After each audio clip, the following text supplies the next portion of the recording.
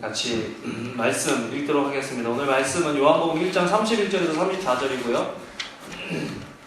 오늘은 영상이 없어요. 제가 영상을 안 했고 나눠드린 유인물을 보시거나 아니면 그냥 제 설교를 들으시면 좋을 것 같습니다.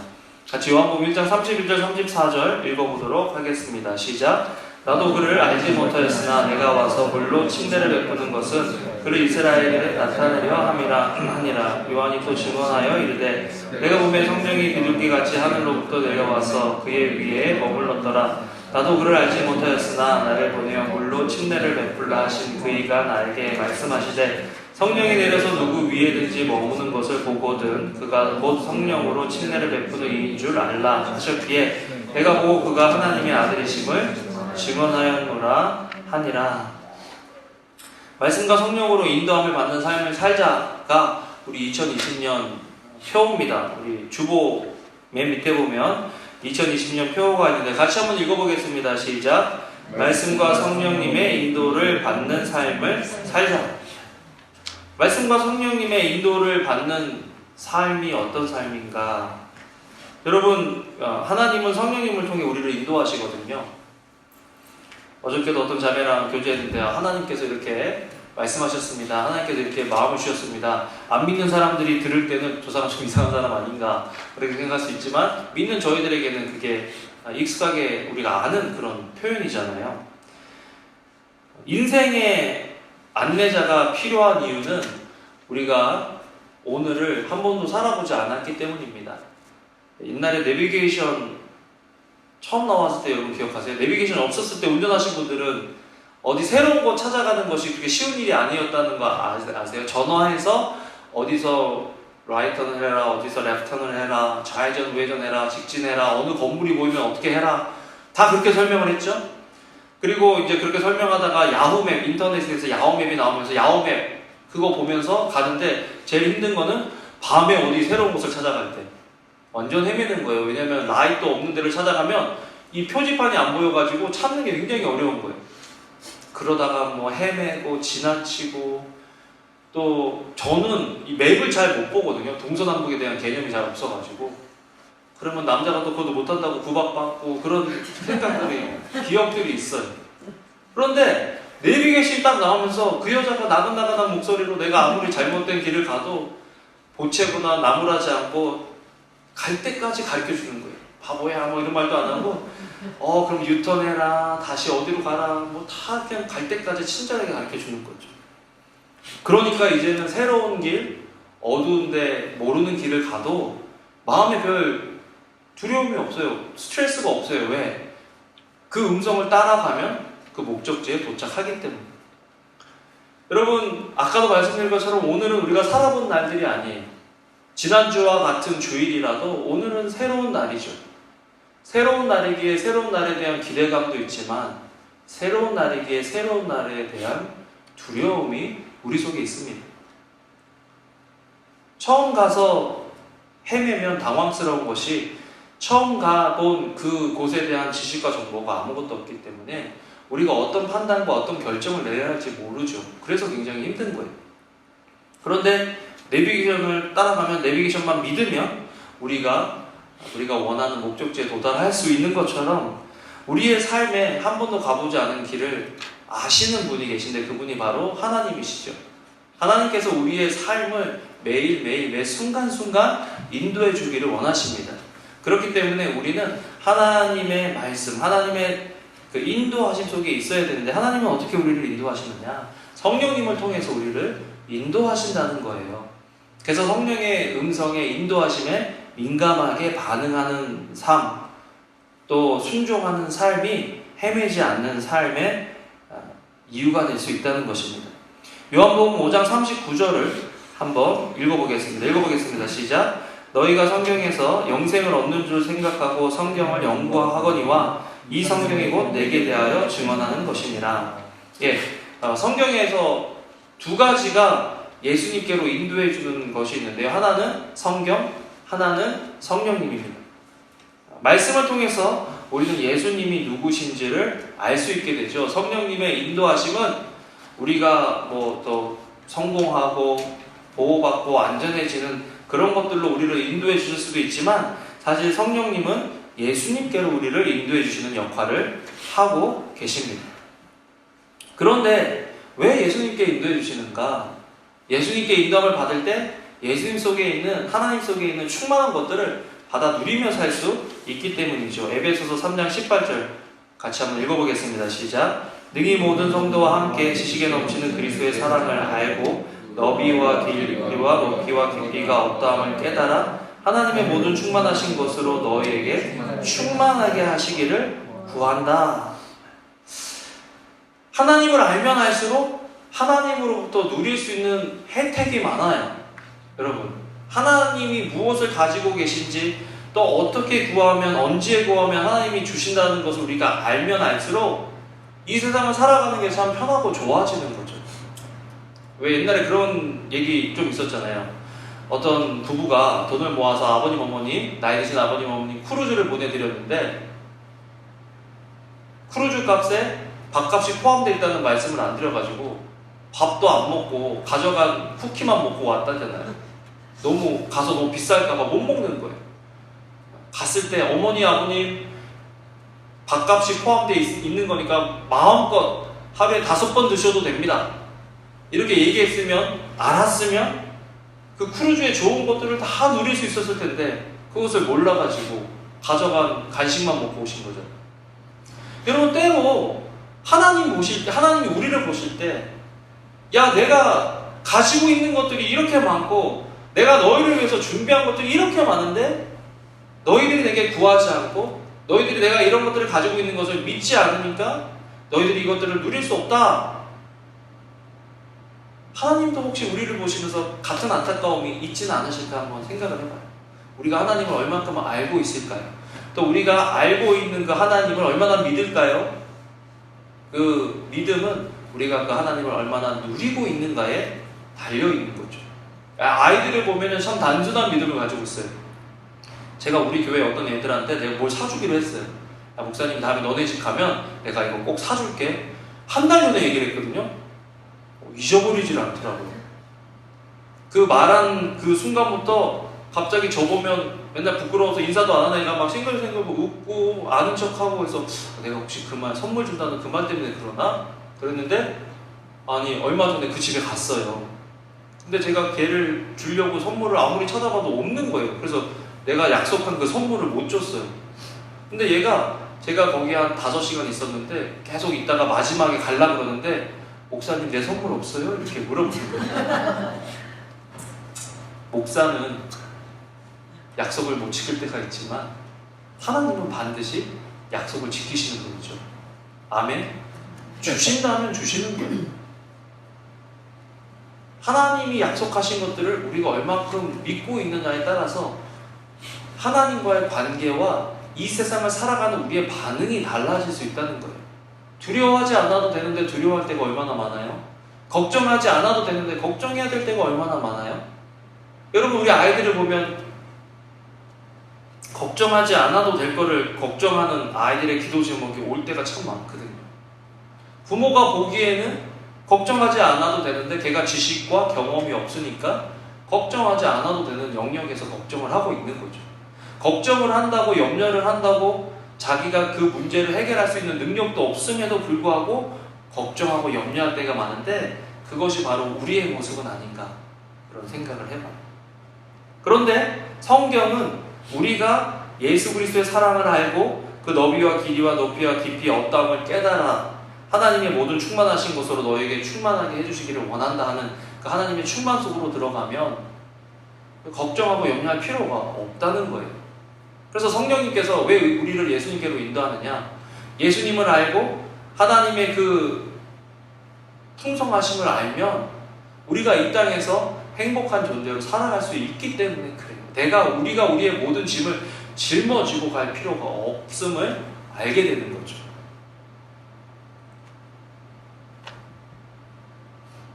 그래서 우리는 성령님을 의지하는 게 필요해요. 왜? 성령님은 이 예수님께로 우리를 인도해 주거든요. 고린도전서 2장 10절에 보면요. 오직 하나님이 성령으로 이것을 우리에게 보이셨으니 성령은 모든 것 곧 하나님의 깊은 것까지도 통달하신다. 우리가 구해야 될 바를 알지 못할 때도 성령은 우리 속에서 우리를 위해서 구해주시는 분이시기 때문에 우리가 성령님을 의지하면 의지할수록 우리의 삶 속에서 우리가 누릴 수 있는 것들이 많아진다. 2020년 여러분 하나님 안에서 뭘 소망하세요? 난 물어보고 싶어요. 여러분 하나님을 믿는다면 하나님을 소망해야 되거든요. 2020년 뭘 소망하세요? 성철형제 이제 애도 둘이 더 생겼는데 더 죽으라고 일을 해야 될 것 같아? 아니면 하나님을 소망해야 될 것 같아요? 둘 다. 네. 정답입니다. 하나님을 의지하고 최선을 다하는 삶. 근데 우리는 하나님을 의지하는 걸 빼뜨릴 때가 있어. 특별히 능력이 있는 사람일수록. 왜? 내가 조금만 더 하면 할 수 있거든. 여러분 하나님을 믿으면요, 하나님의 뜻 안에 있으면요, 어떤 일이 일어나는 줄 아세요? 내가 최선을 다해도 못할 일들이 우리 앞에 나타나게 돼요. 그게 하나님을 믿고 따르는 사람에게 삶 속에 나타나는 특징 중에 하나입니다. 하나님을 의지하지 않는 사람은 항상 자기가 할 수 있는 일만 계획하고 자기가 할 수 있는 일만 성취하려고 합니다. 하나님을 믿는 사람은요, 하나님이 우리가 성취할 수 없는 그런 일들을 던져주세요. 모세에게는 200만이 넘는 이스라엘 백성을 애굽에서 끄집어내서 약속의 땅 가나안으로 들어가게 하시고, 그러니까 모세가 할 수 없으니까 맨날 엎드리는 거예요. 모세 자신이 할 수 없으니까 맨날 하나님을 대면해서 하나님을 만나서 하나님으로부터 능력을 받아서 하나님께서 맡겨주신 일들을 감당해야 되는 거예요. 그렇기 때문에 우리는 성령의 인도를 받아야 하는 거죠. 요한복음 14장 26절에는요, 보혜사 곧 아버지께서 내 이름으로 보내실 성령, 그가 너에게 모든 것을 가르치시고 내가 너에게 말한 모든 것을 생각나게 해주실 거다. 힘들고 어려울 때 말씀이 떠오르는 거야. 야, 너 힘들지? 야, 너 지금 두렵지? 그런데 말씀이 있는 사람은 성령님이 그 말씀을 비춰주시는 거예요. 내가 생각지도 못했던 상황에서 스포트라이트이 거기 딱 비치는 거예요. 두려워 말라, 내가 너와 함께함이니라. 놀라지 말라, 나는 내 하나님이 되느니라. 내가 너를 굳세게 하리라. 참으로 너를 도와주리라. 참으로 나의 의로운 손으로 너를 붙들리라. 하나님이 그 말씀들이 이렇게 딱 보이는 거예요. 이전에는 생각지도 않았던 말씀, 이전에는 별로 생각도 안 나던 말씀들이 하나님께서 비춰주시는, 조명해 주시는 그 빛 때문에 보여지고 들려지고 깨달아지는 거죠. 성령님의 인도하심은 어떻게 우리가 알 수 있느냐? 말씀이 생각나게 해주신다는 거예요. 또 누군가가 나에게 말씀을 줌으로써 내가 그 말씀에 위로받고 그 말씀 때문에 힘을 얻는다. 그것이 바로 성령님이 인도해 주시는 거예요. 뭐 방언을 하고 손을 이렇게 얹어서 기도했는데 뭐 병이 나고 그럴 수 있습니다. 그러나 그런 일이 우리 삶 속에 없을지라도 말씀 때문에 내 마음이 평안해지고 말씀 때문에 내 마음에 확신이 생긴다면 그것보다 더 확실한 증거는 없다는 거예요. 2020년도에 그런 말씀이 여러분들에게 있기를 주님의 이름으로 축원합니다.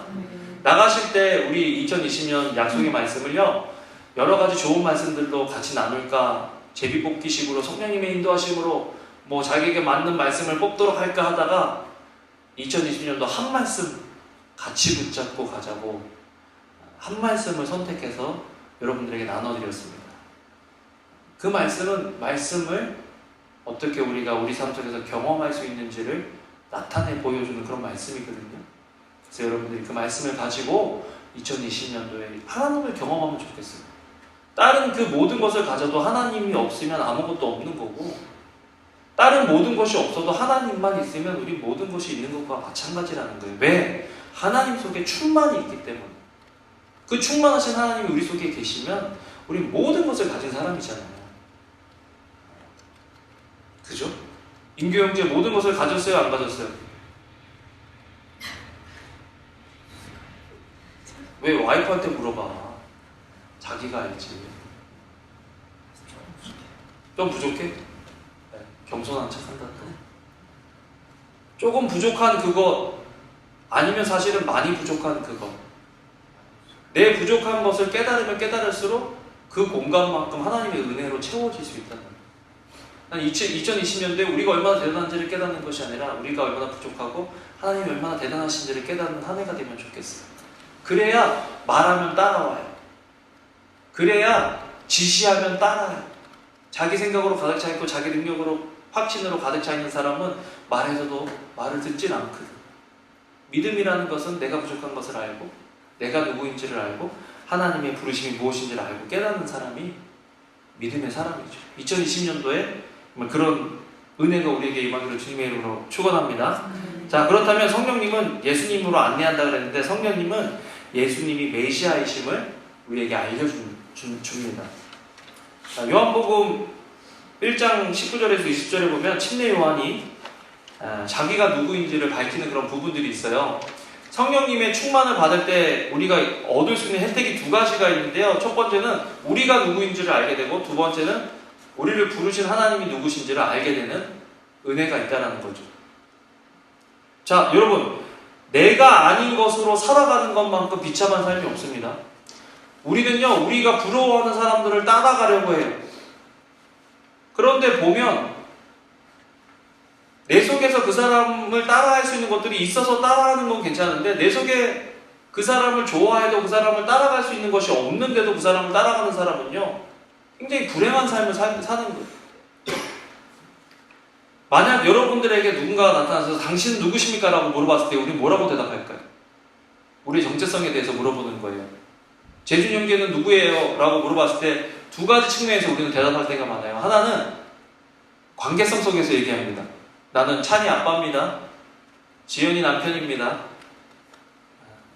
회사 사장, 근데 그렇게 관계성 속에서 얘기하고, 또 두 번째, 자기가 가지고 있는 포지션, 내가 가지고 있는 것으로 우리를 얘기할 때가 많아요. 나는 뭐 사장이다.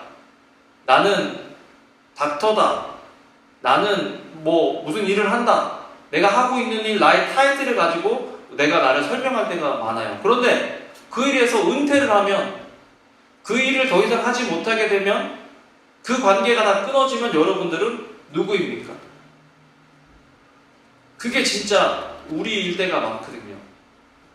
나는 누구인가? 라고 물어봤을 때 여러분들이 저에게 변 목사님 당신은 누구입니까? 라고 물어보면 저는 뭐라고 대답할까요? 나는 내 주변에 있는 사람들의 회복을 도우라고 이 땅에 보내신 사람입니다. 라고 저는 저에 대해서 얘기할 수 있거든요. 그것은 내가 목사를 그만둬도 할 수 있는 일이에요. 그것은 내가 누구의 남편이고 누구의 아빠가 아니더라도 내가 해야 되는 일이죠. 그게 저라는 거죠. 침례 요한은요, 그런 자기 정체성을 확실히 가지고 있는 사람이었어요. 유대인들이 예루살렘에서 제사장들과 레위인들을 요한에게 보내어 내가 누구냐 물을 때에 요한의 증언이 이러하니라. 요한이 드러내어 말하고 숨기지 아니하니 드러내어 하는 말이 나는 그리스도가 아니라 그리스도가 아니다. 여러분, 재밌는 것은요, 그리스도라는 지금 그리스도라는 이 말은 메시아, 지금 온 이스라엘 백성들이 기다리고 있는 그 한 사람, 그 메시아인데 내가 그리스도라고 하는 순간 모든 관심과 모든 힘이 자기에게 집중될 수 있는 그런 지금 상황이었던 거예요. 만약에 침례 요한이 자기가 누구인지 몰랐다면 나 메시아 맞아 그랬을 것 같아요. 내가 아닌 내가 되고 싶은 누군가를 표방해서 사는 삶을 살았을 거예요. 그런데 침례 요한은 그 질문의 핵심을 간파하고 나는 그리스도가 아니다 라고 이야기합니다. 여러분, 우리가 아닌 것들이 뭔지 알고 계세요? 내가 지금 살아가고 있는 이 삶의 모습 속에서 내가 아닌 것들을 가지고 살아가고 있는 모습들은 우리 속에 없냐는 거예요. 누구의 기대 때문에, 누구의 눈 때문에 내가 아닌데 그런 척 하면서 살아간다면 그것만큼 비참한 데가 없죠. 교회 가요, 여러분. 사실은 그러기가 참 쉬운 거예요. 교회에서 그럴듯한 가면을 쓰고 살아가기가 참 쉬워요. 왜? 기대치라는 게 있거든요. 저 사람은 교회를 10년 다녔어, 15년 다녔어, 20년 다녔어. 그러면요, 나도 모르게 내가 아닌데 그 사람들이 기대하고 생각하는 모습으로 그런 척 하면서 살아갈 때가 많다는 거예요. 그렇게 하지 말라고 집사를 안 뽑았어요. 집사인 척 하면서 살아갈까봐.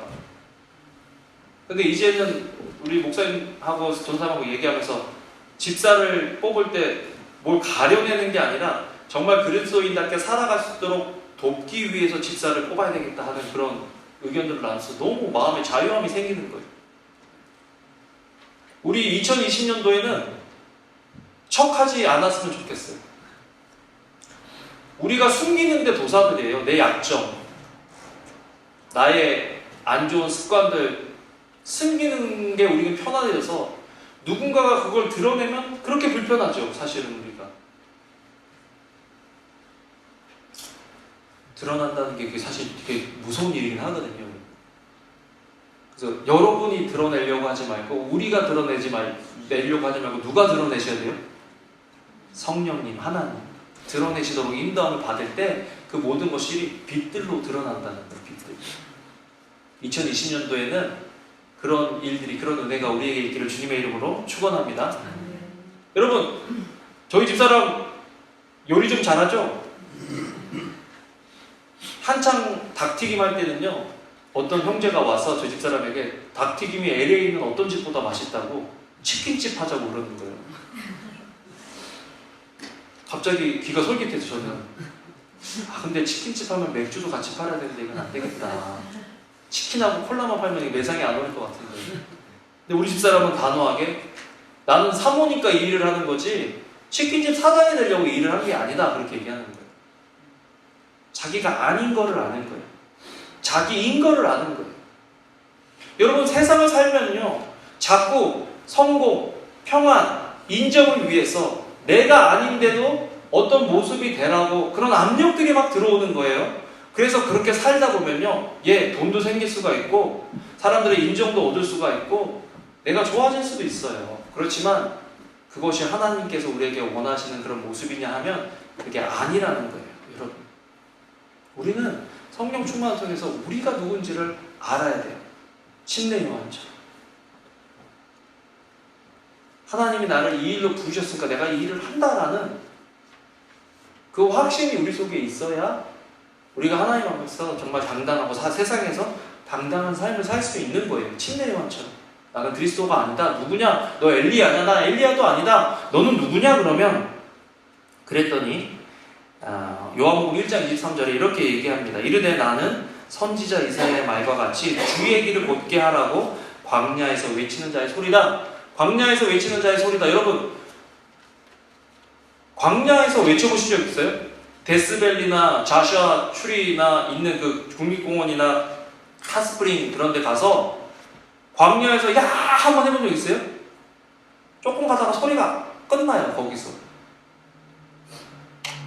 아니, 주의 길을 곧게 하려면, 메시아의 길을 곧게 하려면 화려한 곳, 사람들이 많이 모인 곳, 길거리에 서서 주 예수를 믿으라, 회개하라, 뭐 이렇게 해야 멋도 있고 사람들의 이목도 있고 관심도 받을 거 아니에요? 주의 길을 예배하려면 그 정도에 가서 그 정도는 해야 되는 거 아니에요? 그런데 사람이 아무도 없는 광야에서 외치라는 게 말이 돼요? 여러분, 하나님의 음성대로 살아간다는 것, 말씀대로 살아간다는 거는요, 세상 사람들이 보기에는 미련한 짓으로 보일 때가 있어요. 오늘 지나가는 사람이 당신이 여기서 뭐합니까? 저는 주의 길을 예배하려고 광야에서 외치는 자의 소리입니다. 그러면 도시에 가서 하지, 여기도 지금 뭐하는 짓입니까? 바보 아니에요? 라고 얘기할 수 있지 않을까요? 그런데 침례 요한은 광야에서 외치고 있는 거죠.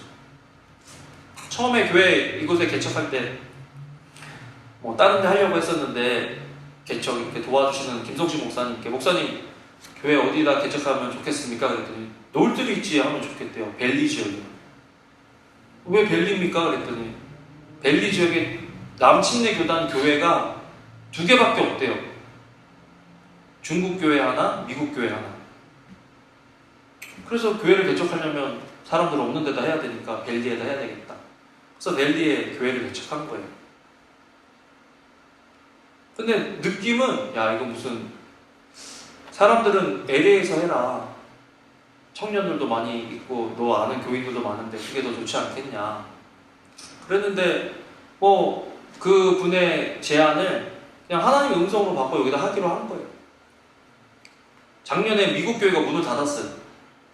침례교회, 남침례 교회가. 그리고 지금 이 벨리 지역의 남침례 교단 교회가, 소속 교회가 중국 교회, 여기 놀덕교에 있는 교회 하나랑 저희밖에 없어요. 2개밖에 없어요. 그냥 사람들이 보기에는 왜 그랬잖아요. 여러분들 LA 많이 사실 때 목사님 LA로 교회 이사 안 오실 거예요. 여러분들이 몇 번 물어봤잖아요. 나 진짜 이사 가고 싶었어요, 진짜 그때. 그런데 기도하고 하면서 하나님이 여기 머물고 하나님께서 여기 교회를 세우신 목적이 있다는 것을 내가 기도하고 생각할수록 더 확신하게 되니까 떠날 수가 없는 거예요. 교회를 여기다 부르시고 교회를 여기다 세우셨다면 광야 같은 곳이 될지라도 내가 여기 있겠다. 침례 요한 그 설교 들으러 광야로 오려고 하는 사람들은 뭐라고 생각하겠어? 아, 침례 요한 여기 사람들 여기 많은데 지가 와서 하면 꼭 우리가 여기까지 와야 돼, 그런 생각할 수 있지 않겠어요? 여러분 오늘 교회 올 때 프리웨이 보통 한 두세 개는 다 갈아타셨을걸요? 왜 이 땅에 왜 이곳에 오십니까? 우리를 부르는 소리가 있기 때문이에요. 우리가 우리를 알기 때문에 이 땅에 오는 거예요. 성령 충만할 때 우리는 우리가 누구인지를 알게 되는 거예요. 2020년도에는 성령이 충만하여 내가 누구인지를, 우리가 누구인지를 알게 되는 그 은혜가 있기를 주님의 이름으로 축원합니다. 예, 그렇다면 우리가 누구인지를 알게 되는 것뿐만 아니라 성령님의 인도함을 받을 때는요, 예수님이 누구신지를 알게 되는 거거든요. 오늘 같이 읽은 본문인데 요한복음 1장 32절에서 34절을 같이 한번 읽어보겠습니다. 시작. 요한이 또 증거하여 이르되 내가 보면 성령이 비둘기같이 하늘로부터 내려와서 그의 위에 머물렀더라. 나도 그를 알지 못하였으나 나를 보내어 물로 침례를 베풀라 하신 그이가 나에게 말씀하시되 성령이 내려서 누구 위에든지 머무는 것을 보거든 그가 곧 성령으로 침례를 베푸는 이인 줄 알라 하셨기에 내가 보고 그가 하나님의 아들이심을 증거하였노라 하니라. 여러분, 성령님의 인도하심이 없으면요 절대 예수님이 메시아인 것을 몰라요. 노력해도 안 돼요. 공부해도 안 돼요. 똑똑해도 안 돼요. 성공해도 안 돼요. 그건 성령님이 하셔야 되는 거예요. 예수님이 내 삶의 주인이시다, 예수님이 내 인생의 메시아시다 라는 것들을 알기 위해서는 성령님의 도움이 필요하다. 침례 요한도요, 그렇게 능력있고 뛰어난 말씀의 선포에 그 힘이 있는 그 사람도 성령이 그 머리 위에 머무는 그 사람이 곧 메시아다, 하나님의 어린 양이다 라는 것들을 알려주시지 않으면 이 사람도 모르는 거예요. 여러분, 도울이라고 김용욱이라고 뭐 똑똑해가지고 이상한 얘기하고 막 떠들고 다니는 사람 많죠? 지식인인데 우리가 볼 때는 성령님이 계신, 성령님을 통해서 말씀을 깨닫고 있는 우리가 볼 때는 저 사람 진짜 말도 안 되는 소리 하고 있는 거예요. 근데 그 사람이 우리를 볼 때는 우리가 이상한 거죠. 왜? 그 사람에겐 성령이 없고 우리에겐 성령님이 계시기 때문에 그래요. 여러분, 예수 그리스도를 믿는다는 것, 예수님을 믿을 때 나타나는 가장 큰 현상은요, 병이 낫고 사업 성공해서 뭐가 더 좋아지고, 이게 그 우리가 바랄 수 있는 현상이 아니라 진짜 우리가 바랄 수 있는 현상은 예수님을 알게 되는 거예요. 성령님을 통해서. 재밌는 거 뭔지 아세요? 침례 요한이요, 예수님이 평가하실 때 침례 요한은 모세나 엘리야보다 더 큰 사람이다라고 예수님 평가를 하셨거든요. 근데 침례 요한은요, 죽을 때까지 성경에 어떠한 이적을 행했다라는 기록이 없어요. 재밌죠? 어떻게 모세와 엘리야는 대단한 기적을 행한 사람이거든요. 막 홍해도 가르고 만나도 물론 하늘에 기도했지만 내려오고 엄청난 능력을 갖고 있었고, 엘리야도 뭐 기도했더니 몇 년 동안 안 내리던 비도 오고 영적 전쟁에서 승리해서 큰 승전보를 올리고 하는 그런 사람이었는데, 그런 기적 하나도 만들어내지 못했던, 일으키지 못했던, 어떻게 그 침례 요한이 예수님의 평가에서는 그 사람들보다 더 앞서 있었느냐? 이 사람은 성령이 충만했고 예수님이 누구신지 알고 그 예수님을 따르면서 살아가는 예수님의 제자였기 때문에 그런 거죠.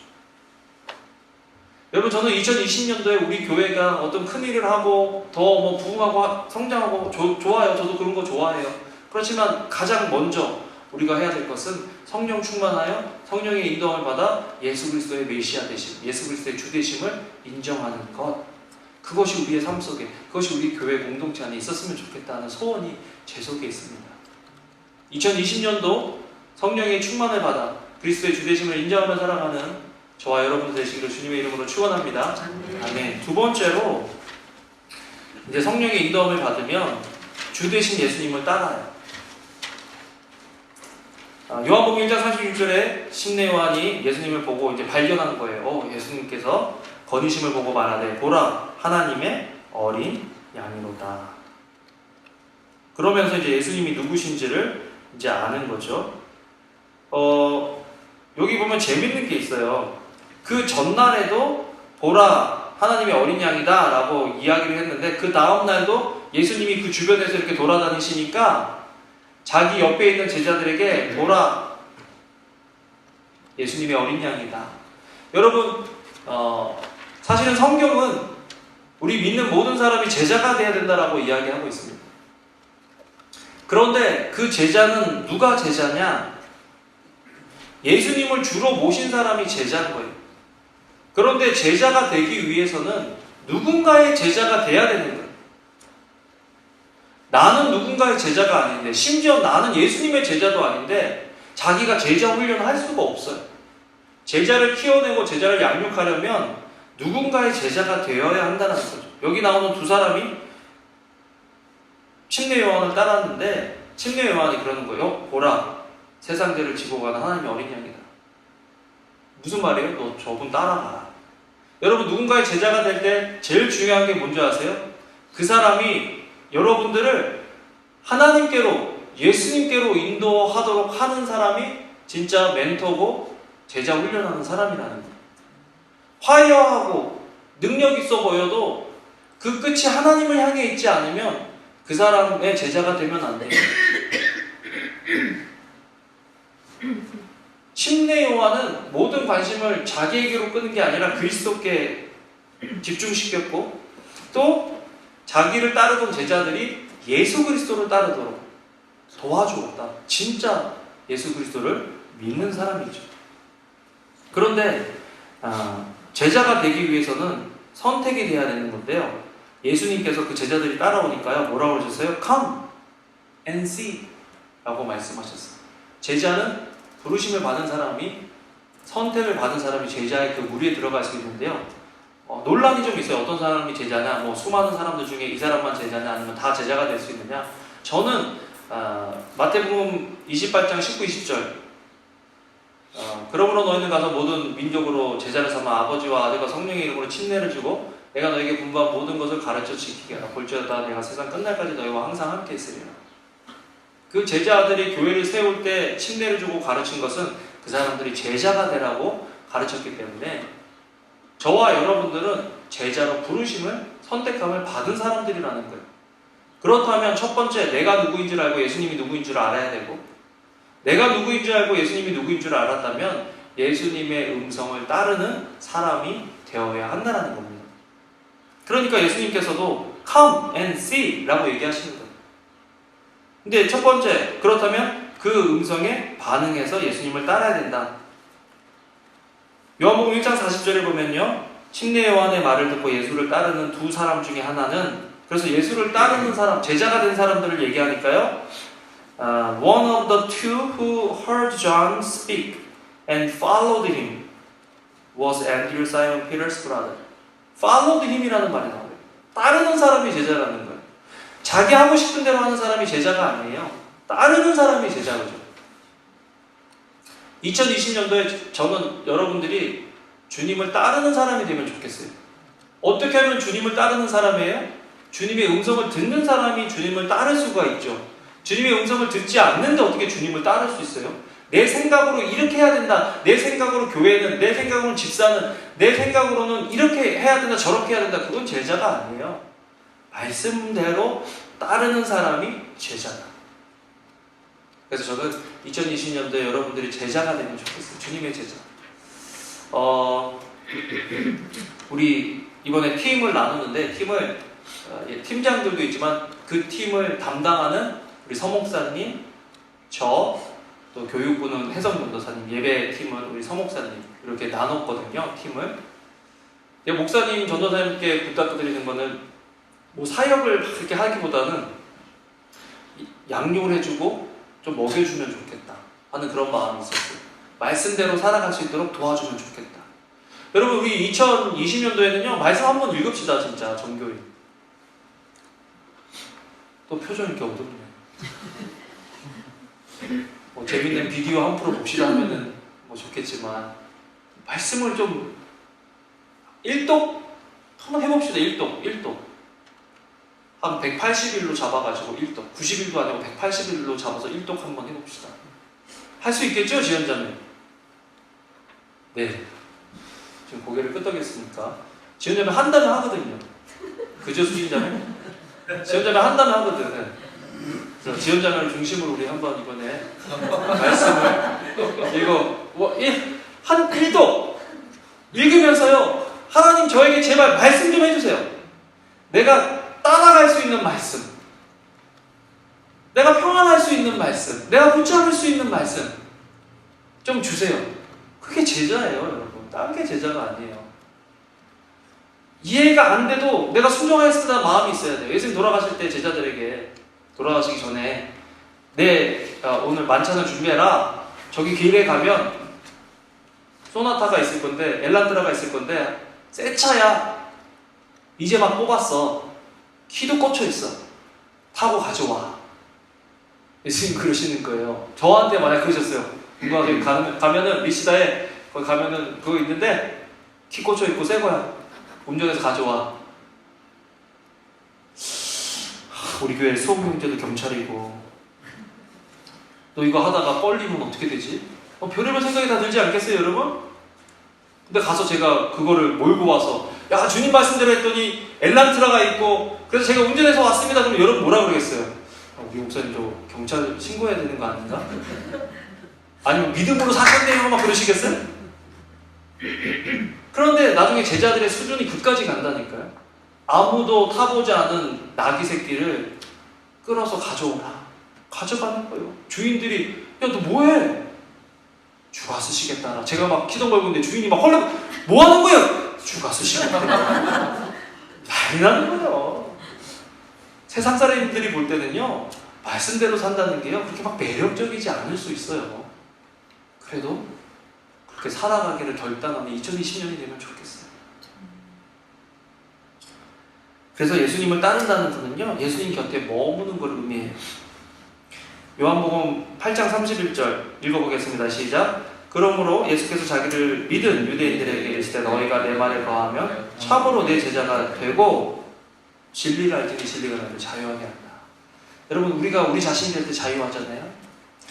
우리 자신은요, 진 대신 말씀 대신 예수님이 우리 속에서 역사하실 때 그때 우리가 진짜 자유로울 수 있는 거거든요. 내 말하는 것, 내 행동하는 것, 내가 결정하고 하는 것들이 다른 사람 눈에 어떻게 보일까 이런 거 신경 안 써도 되는 그런 참 자유가 우리 속에 있는 거예요. 난 우리가 그랬으면 좋겠어. 척하는 게 아니라 진짜 자유를 누리며 그 모습대로 살아가는 것 얼마나 좋겠어요. 저는 그래서 애들이 뭐 되고 싶다는 거 푸시하지 않아요. 마음에 원하는 건 있지만. 왜냐하면 성령님께서 그 속에서 역사하셔서 자기 자신이 되기를 나 원하거든요. 우리 교회도 마찬가지예요. 저도 여러분들을 어떤 거 하나 만들어 놓고 이거 다 해야 됩니다 이렇게 드라이브를 왜 안 거는 줄 아세요? 성령님 안에서 여러분들이 찾아서 그것들을 여러분들이 해나갈 수 있도록. 만약에 여러분들이 NGO를 만든다? 그럼 저는 후원해주고 도와줄 거예요. 만약에 여러분들이 어떤 사역을 한다? 저는 우리 교회가 그것들을 우리의 부르심 속에서 도와드리고 난 그런 마음이 있어요. 내가 만들어서 이걸 하자고 하진 않을 거예요. 난 내가 우리 교회에 부르신 거 회복이라는 것과 관련된 것들을 찾아서 하지만 여러분들이 여러분들의 모습에 회복되어져서 하나님이 내 속에서 내 삶을 통해서 이걸 하길 원하신다를 발견하면요, 저는 적극적으로 여러분들을 밀어줄 거예요. 요한 형제가 마지막에 나는 목사가 되고 싶습니다. 그러면 또 밀어줘야죠. 어떻게 하겠어요? 자기 일이 아니라도 이렇게 아멘. 나는 그렇게 밀어주고 싶어요. 다 똑같은 모습은 아니잖아요. 제자도. 그런데 제자의 특징 중에 하나는 예수님 곁에 머무는 사람이 제자다. 너무 바쁜 사람은 제자가 될 수 없어요. 예수님이 제자의 조건 중에 한 가지를 정하셨는데 그게 마가복음 3장 13, 14절에 보면요, 또 산에 오르사 자기가 원하는 자들을 부르시니 나온지라 이에 12를 세우셨으니, 근데 원하는 자들의 그 리스트의 첫 번째가 뭐냐면 자기와 함께 있게 하시고. 예수님이요, 유능한 사람 뽑아야 되잖아요. 지금 인정받는 사람 뽑아야 되잖아요. 지금 영향력 있는 사람 뽑아야 되잖아요. 지금 사역을 막 시작하셔야 되는데, 근데 누굴 뽑으셔요? 함께 있을 사람. 여러분, 우리는 예수님과 함께 있을 사람이에요. 우리 마음에 그런 여유가 있나요? 우리 생각에 그런 여유가 있나요? 우리 시간에 그런 여유가 있나요? 우리 삶에 그런 여유가 있나요? 공간이 있나요? 그 사람이 제자고, 그 사람이 말씀과 성령의 인도함을 받는 사람이죠. 어떻게 보면 굉장히 무서운 얘기를 하는 거예요. 그래서 여러분, 2020년도 예수님과 함께 하고 싶어요? 하고 싶지 않아요? 함께 하고 싶습니다. 네, 함께 하고 싶습니다. 오늘 밥 없다. 오늘 어떻게 해야 되겠네. 예수님과 함께 하고 싶은 게 다 설교를 1부에 들었나? 내가 얼마나 세게 얘기했는지를 들어서 이런 건가? 예수님과 함께 하고 싶다. 무서운 말이에요. 정말. 왜? 예수님은요, 예수님과 함께 하는 사람들에게 요구하시는 게 있어요. 나랑 함께 하려면 네가 이걸 해야 돼 라고 요구하시는 때가 있는데요. 마태복음 4장 19, 20절 읽어보겠습니다. 시작. 말씀하시되 나를 따라오너라 내가 너희를 사람 낳는 어부가 되게 하리라 하시니 그들이 곧 그물을 버려두고 예수를 따르니라. 예수님과 함께하기 위해서 그물을 버려뒀대요. 그물이 당시에 뭐예요? 이 사람들은 먹고 살아가야 되는 수단이거든요. 생계거든요.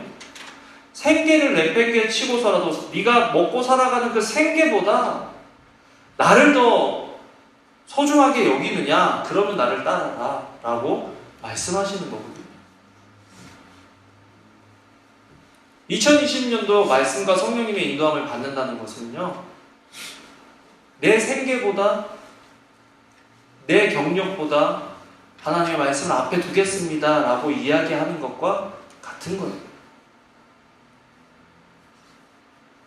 마태복음 4장 21절에는요 더 무서운 말이 나옵니다. 읽어보겠습니다. 시작. 거기서 더 가시다가 다른 두 형제 곧 세베대의 아들 야고보와 그의 형제 요한이 그의 아버지 세베대와 함께 배에서 그물 깁는 것을 보시니 부르시니 그들이 곧 배와 아버지를 버려두고 예수를 따릅니다. 배 버린 거는 오케이. 아버지 버린 거는 어떻게 생각하실 거예요, 여러분?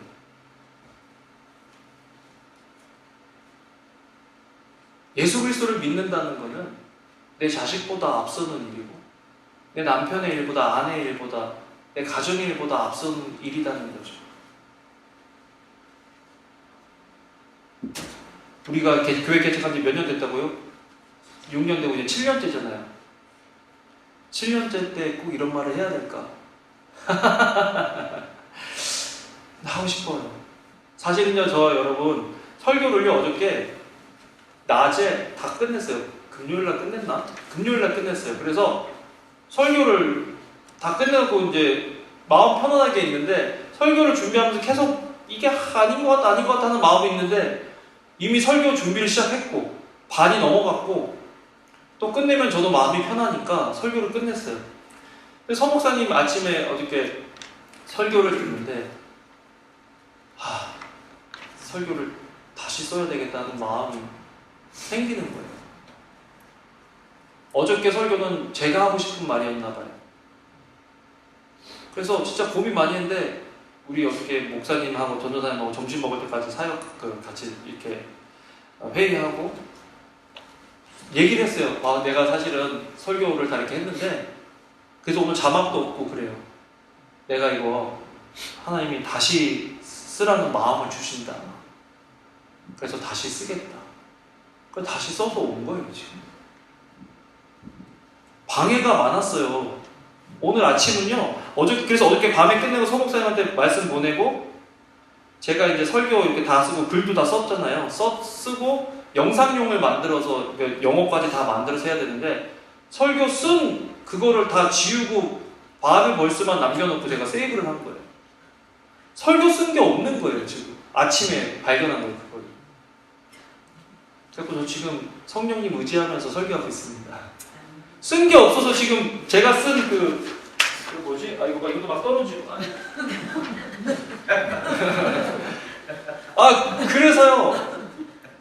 이게 지금 성령님 그때마다 은혜를 주세요. 우리 교인들에게 맞는 말씀. 근데 말씀이 너무 센 거예요. 여러분, 성령과 성경 말씀의 인도함을 받는 삶은요,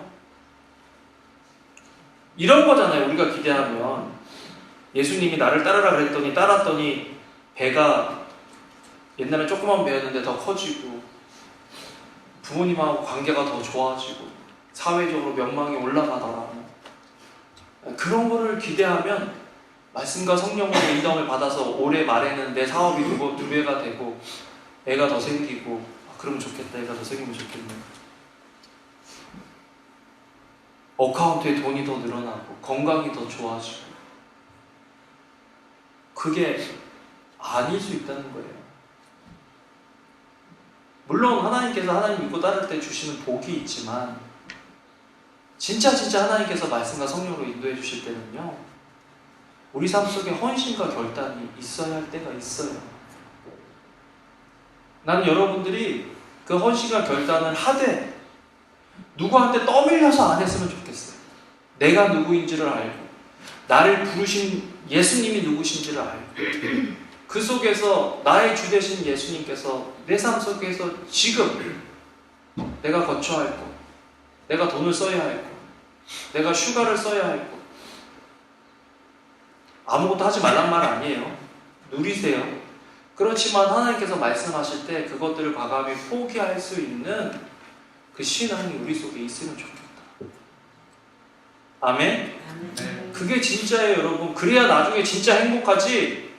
그거 결단 안 하고 예수님 믿잖아요? 그럼 항상 그냥 놀아도 찜찜하고 안 놀아도 찜찜해요. 제가 예수님 믿고 제일 기분 좋았던 때가 언제인 줄 아세요? 목사 안수 받을 때.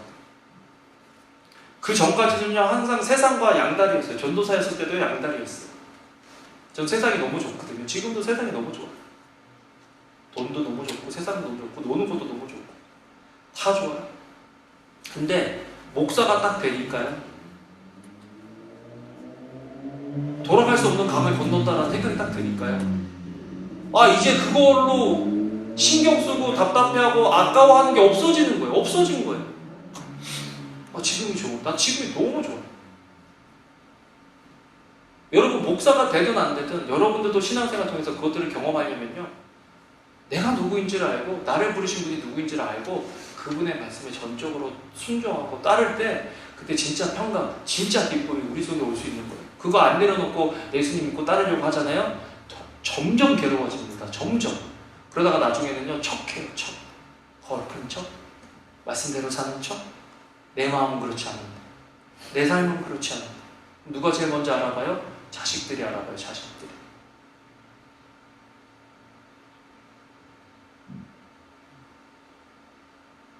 우리 교회 아이들 많죠? 우리 교회 아이들이 올해 성경을 일독하면 좋겠어요. 전도사님도 그 계획을 가지고 있어요. 그래서 그렇게 하실 거예요. 그러면 엄마가 아빠가 일독 안 하는데 애들이 일독할 것 같아요? 아니에요? 180일 한번 정해봅시다. 180일 한번 정하고 우리 하고 셀러브레이트 크게 하고 하면 좋겠어요. 나는 여러분들이 주님과 함께하는, 나는 우리 교회가 주님과 함께하는 그런 교회가 되면 좋겠어요. 아멘? 예. 세 번째, 그런 사람은요, 예수님을 증거해요. 예수님을 전해라 해도 예수님을 전하지 못하지만 예수님을 증거할 수 있는 사람은 어떤 사람이 예수님을 증거하는 줄 아세요? 예수님 옆에 머무는 사람.